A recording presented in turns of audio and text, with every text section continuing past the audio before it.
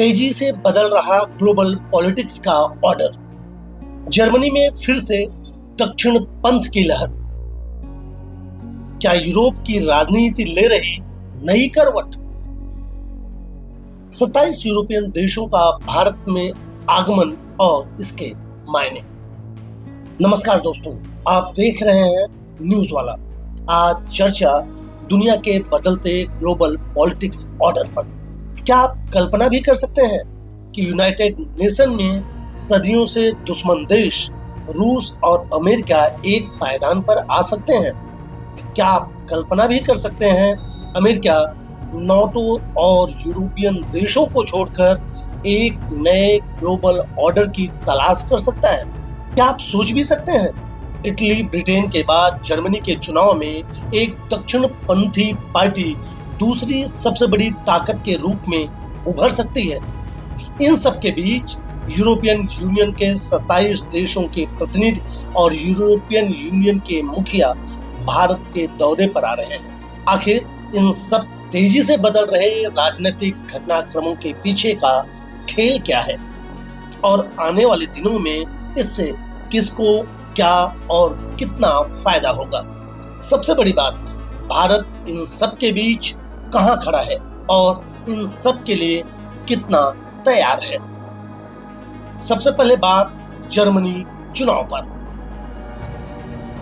आज हम आपको जर्मनी के चुनावी नतीजों की बड़ी और चौंकाने वाली खबर देने जा रहे हैं। भले ही इस बार जर्मनी में चांसलर पद के लिए क्रिश्चियन डेमोक्रेटिक यूनियन यानी CDU सबसे बड़ी पार्टी बनकर उभरी हो, लेकिन सबसे ज्यादा चर्चा एक दूसरी पार्टी की हो रही है जिसका नाम अल्टरनेटिव फॉर जर्मनी AfD की हो रही है। आखिर क्यों इस पार्टी को हिटलर की विचारधारा से जोड़कर देखा जा रहा है?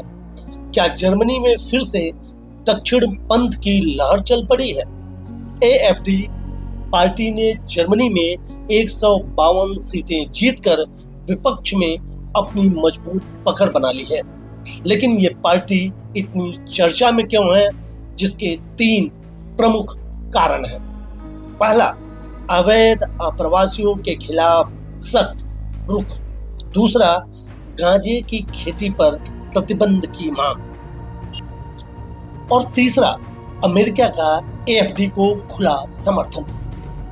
एलन मस्क से लेकर ट्रंप ने इस पार्टी को खुलकर समर्थन किया है और सबसे बड़ी बात, वहां की जनता का भी इसे भरपूर समर्थन मिल रहा है। तो अब बड़ा सवाल ये उठता है, क्या AfD की यह बढ़ती ताकत जर्मनी में किसी बड़े राजनीतिक बदलाव की शुरुआत है? क्या दक्षिणपंथी राजनीति एक बार फिर से हावी हो रही है? और अब क्या इसका असर पूरे यूरोप की राजनीति पर पड़ेगा? AfD की नीतियां इसे हिटलर की नाजी पार्टी से जोड़ती हैं और इसी कारण इसे लेकर जर्मनी में बड़ी बहस छिड़ी हुई है।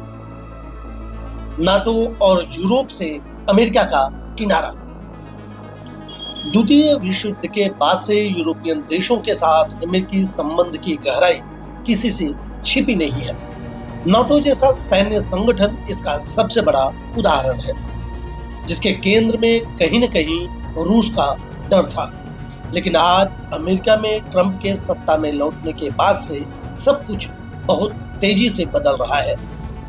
नाटो और यूरोपियन देशों से अमेरिका कन्नी काट रहा है। ट्रंप और पुतिन यूक्रेन के मुद्दे पर एक टेबल पर दिख रहे हैं। भारत के लिए एक बड़ा मौका। अधिकांश यूरोपियन देशों के पास उन्नत और बड़े पैमाने पर हथियार निर्माण की क्षमता नहीं है। ऐसे में भारत के लिए यूरोपीय डिफेंस मार्केट पर प्रभाव डालने और कब्जा करने का ये एक अच्छा मौका है। हालांकि आप में से कुछ लोग सोच रहे होंगे कि चीन भी तो एक बेहतर विकल्प है। फिर आपको बताते चलें, अमेरिका के साथ इन सभी यूरोपीय देश की अपनी डिफेंस डॉक्ट्रिन में चीन सबसे बड़ा खतरा बताया गया है।